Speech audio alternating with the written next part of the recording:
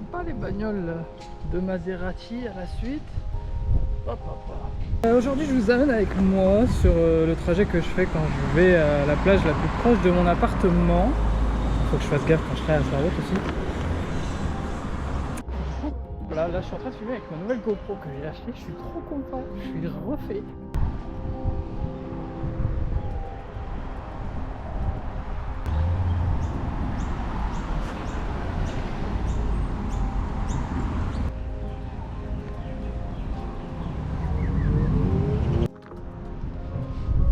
Au milieu du chemin et je me rends compte à l'instant que j'ai oublié le plus important, mon maillot de bain. Bon bah on va juste bronzer, écoute, hein. C'est pas grave. Ah là là, ça m'arrive tout le temps ces conneries. Bref.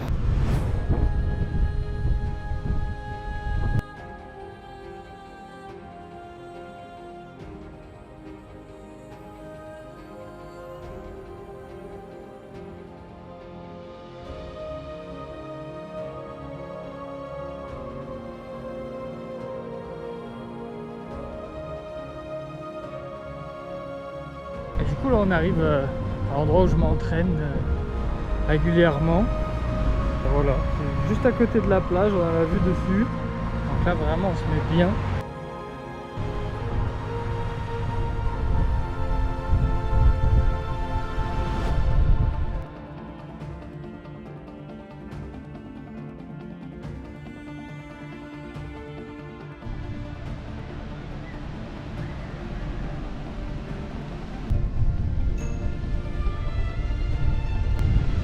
En fait, si vous voulez comprendre, je suis au sud de l'aéroport. Là-bas, vous avez l'aéroport.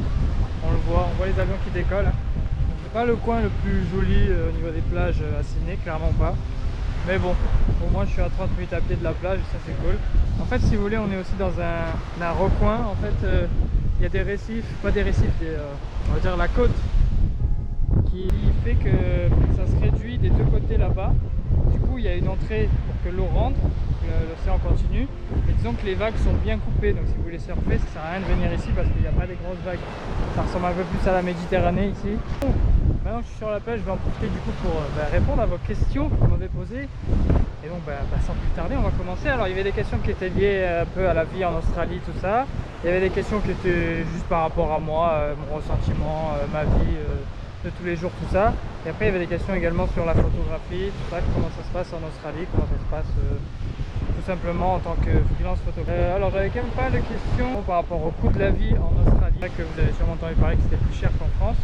Alors oui, c'est plus cher qu'en France, le coût de la vie est plus cher qu'en France, mais le salaire est équivalent au coût de la vie, c'est-à-dire que vous gagnez beaucoup plus en Australie. Et donc vous avez facilement de quoi vivre si vous avez un salaire régulier qui tombe au mois. Donc pour moi c'est un peu plus compliqué vu que je suis freelance, c'est moi-même qui me rémunère et donc ça va varier en fonction des mois, en fonction de mes clients, tout ça. Mais voilà, si vous avez un salaire qui tombe régulier, si vous êtes embauché dans la construction, dans la restauration, tout ça, il n'y a pas de souci.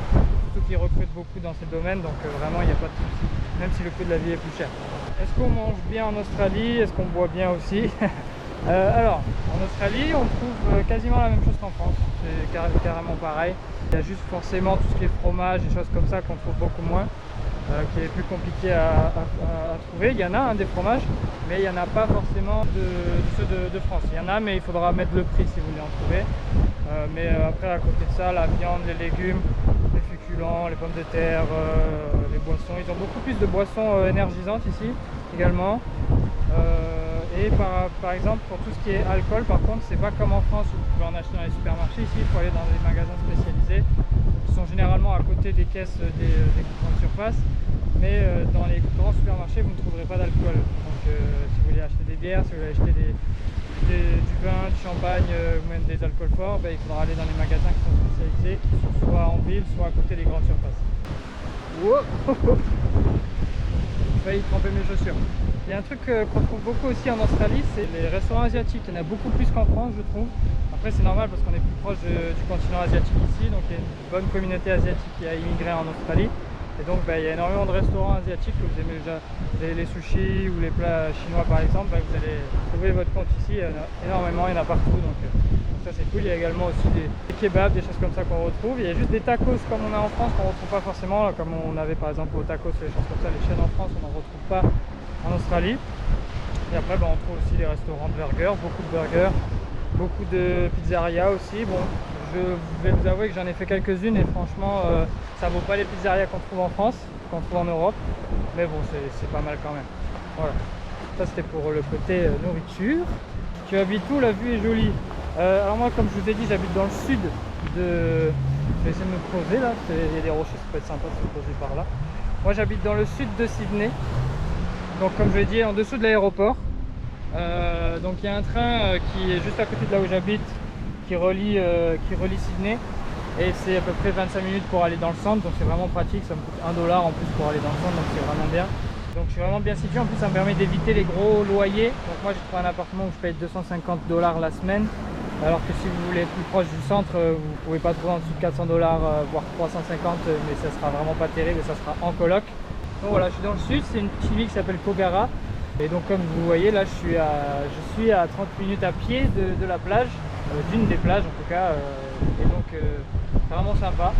Qu'est-ce que vous m'avez posé d'autre comme question? Est-ce que j'ai vu des kangourous? Est-ce que j'ai vu des kangourous? Non. Tout simplement parce que je suis pas parti en dehors de Sydney, et donc il n'y en a pas dans Sydney même. Par contre j'ai vu pas mal de stories de Français qui sont en Australie, tout ça, ou même d'étrangers qui sont en Australie, et c'est vrai qu'on en a beaucoup dans le pays, mais pas dans les grandes villes quoi. À part dans les zoos des grandes villes, vous n'en trouverez pas. Mais par contre, dès que vous sortez des grandes villes, que vous allez un peu dans la campagne, vous allez en voir partout. Les koalas, c'est à peu près la même chose, et que vous allez vous rapprocher des forêts, ça va être la même chose. Mais moi, j'en ai pas encore vu ici. Ce qu'on a à Sydney, par contre, sont les oiseaux un peu tropicaux. Il y a les ibis, notamment, qui sont appelés les beanbirds, un truc comme ça, parce qu'ils sont toujours auprès des poubelles. C'est un peu les pigeons de l'Australie, mais beaucoup plus gros que les pigeons du coup. Après, il y a aussi une sorte de perroquet aussi qu'on trouve un peu plus au nord de Sydney, tout blanc avec une crête toute jaune. J'ai pas encore vu des grosses araignées, pour l'instant je suis chanceux. Ils ont des cafards par contre, donc ça faut faire gaffe. J'en ai déjà vu dans les rues, j'en ai déjà vu même des fois passer, lors de mes shootings dans des restaurants, ça j'en ai déjà vu passer au sol. Bon, ça m'est pas arrivé souvent et je pense que c'est pas un souci de propreté, c'est juste qu'il y en a tellement que bah voilà. Et donc apparemment ça arrive aussi dans les appartements, de ce que j'ai entendu dire. Moi je n'ai pas encore eu dans le nôtre, mais mes colocs m'avaient dit que dans le passé ils en avaient eu, donc maintenant on est super clean sur le ménage pour éviter que ça revienne. Qu'est-ce que vous m'avez posé d'autre comme question? D'où vient ce charisme? C'est du travail aussi. Bah écoute mon pote, qui c'est qui a posé cette question?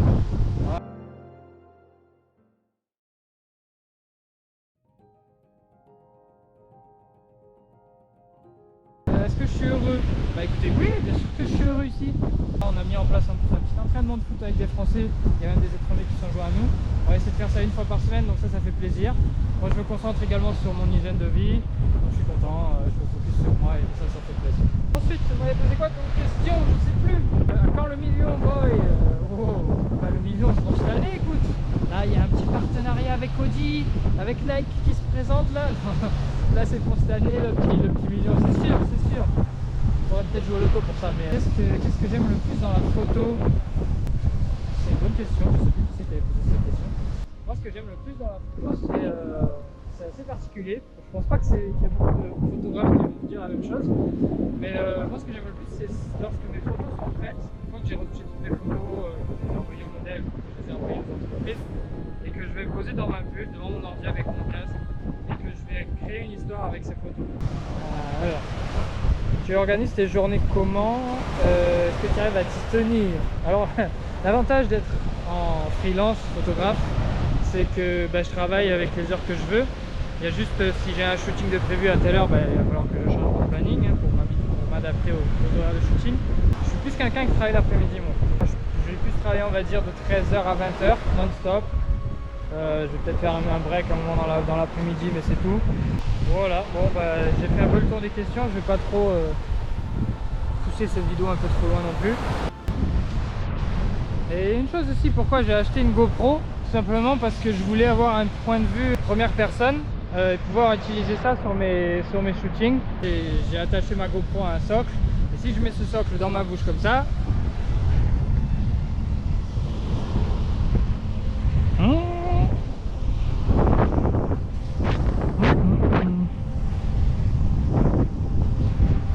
ben, ça me permet d'avoir une vue à la première personne, d'avoir mes deux mains de libre et de pouvoir filmer en même temps que je réalise mes photos. Et ça c'est cool.